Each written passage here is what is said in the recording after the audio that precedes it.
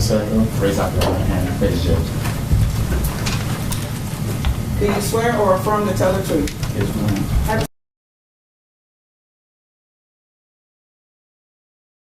Cornelius Smith, one of the admitted hitters in the Young Dolph case, just accepted a plea deal and was sentenced to 20 years.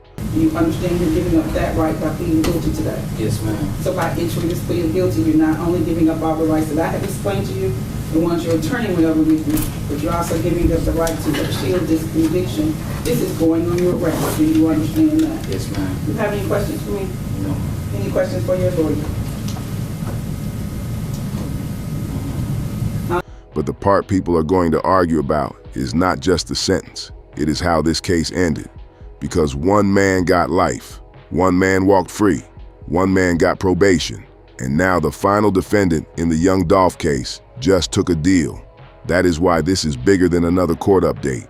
This is the legal case reaching its final chapter after years of testimony, rumors, evidence, surveillance, courtroom battles, and people trying to figure out who really played what role and what happened to Dolph. And when you hear 20 years, the first reaction is simple.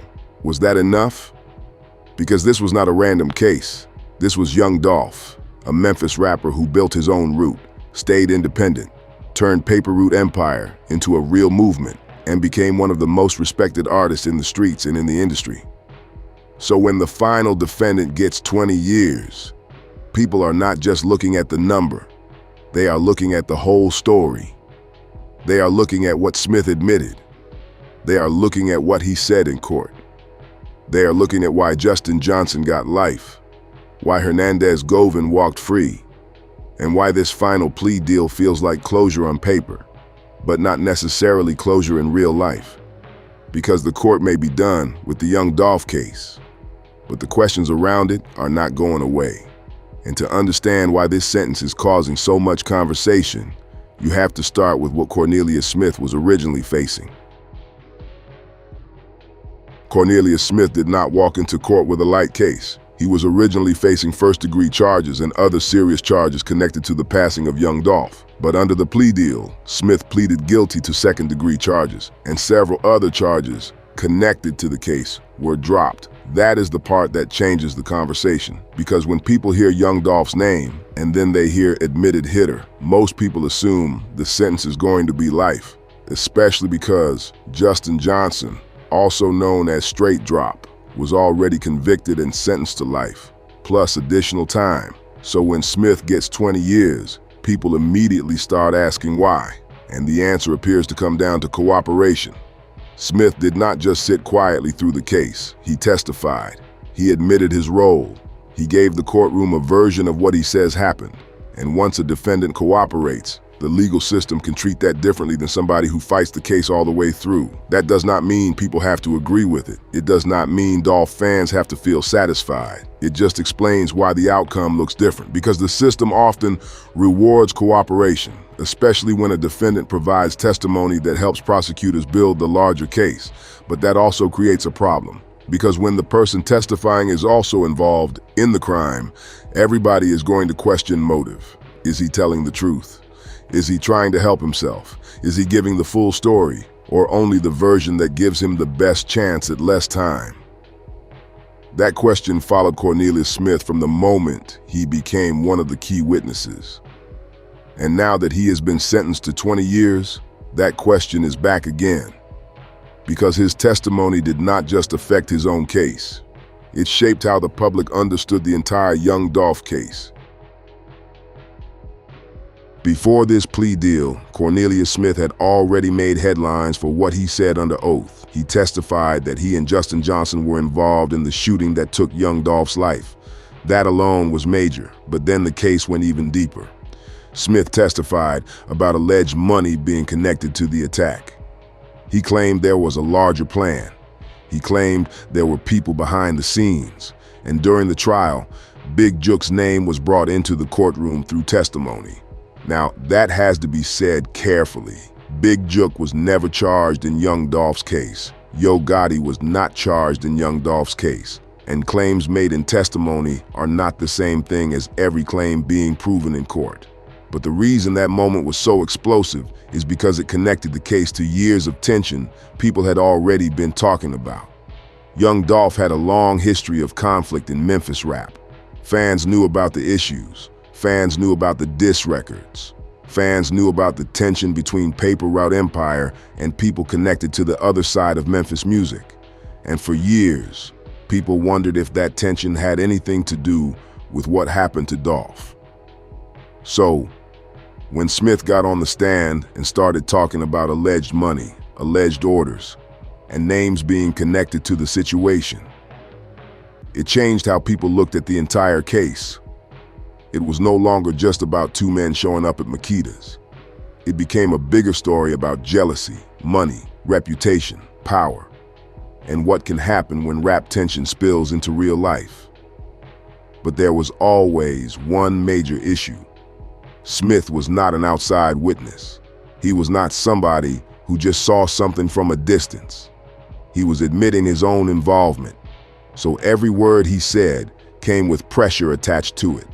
And that is why this plea deal feels so important now. Because the man who helped tell the story in court just received his own final sentence. This is where the Young Dolph case starts to feel complicated. Justin Johnson was convicted. He was sentenced to life, plus additional time. That gave the case one clear result. But then Hernandez Govan went to trial, and that case ended completely differently.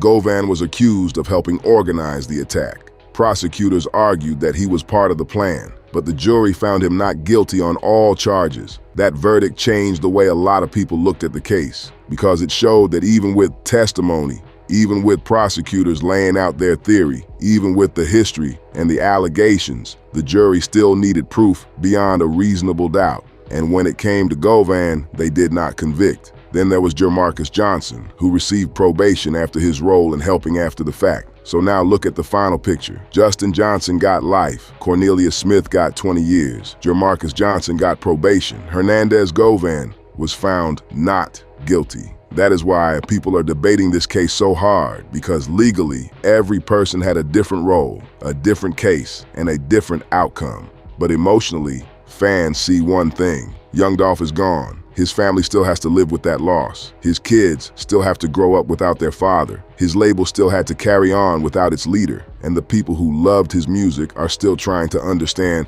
how something this bold happened in broad daylight. So when the final defendant gets 20 years, it does not feel simple. It feels like the case is over, but the story still has missing pieces. And that is why this update hits harder than a normal sentencing. Because this is not just about Smith's time. It is about whether the full truth ever really came out.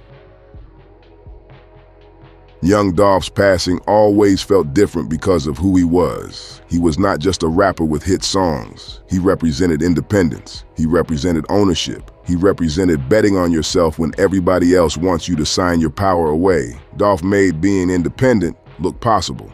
He built Paper Route Empire. He put artists on. He stayed connected to Memphis. He gave back. And he carried himself like somebody who understood that success was bigger than music. That is why his death hurt people the way it did. Because Dolph was taken out in his own city, at a place connected to his real life, in the middle of a normal day. That is the part that always made the story feel so heavy. It was not some faraway situation. It was Memphis. It was Makita's. It was a place people knew. It was a moment that felt too close, too bold, and too personal. And after that, every court update reopened the wound.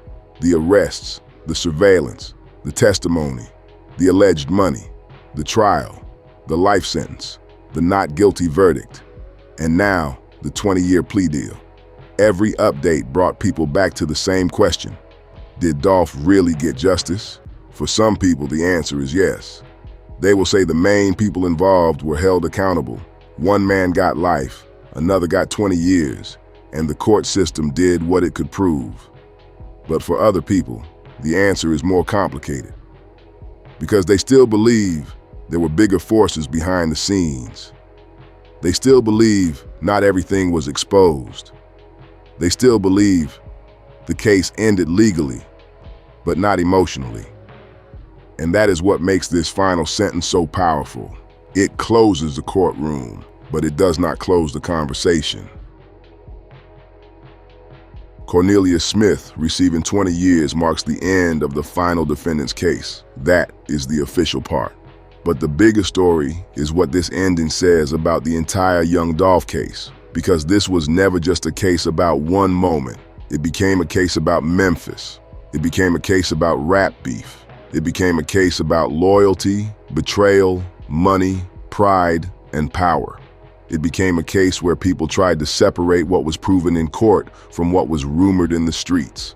And that is not easy to do, because in the courtroom, everything comes down to evidence.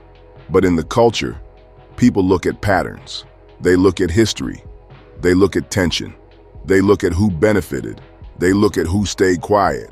They look at who got named, who got charged, who got convicted, and who walked away.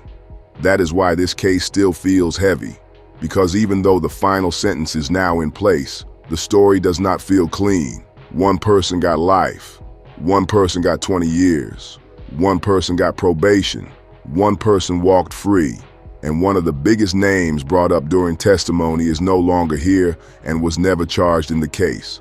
So the legal system has reached its ending, but the public is still left with the debate. Was Cornelius Smith's 20-year sentence enough? Did his cooperation earn him that deal? Did the court get it right? Or did the ending still leave too many unanswered questions? Because for Dolph fans, this is bigger than sentencing. This is about legacy. This is about a father. This is about a man who built something on his own terms and lost his life in the city he never fully turned his back on. And now the biggest question is what happens next, because this story still does not feel finished. If you think 20 years was enough, say that. If you think the sentence should have been higher, say that too. Because even with the final defendant sentenced, the Young Dolph case is still one of those stories people will be arguing about for years. And if you want the next chapter when it drops, subscribe.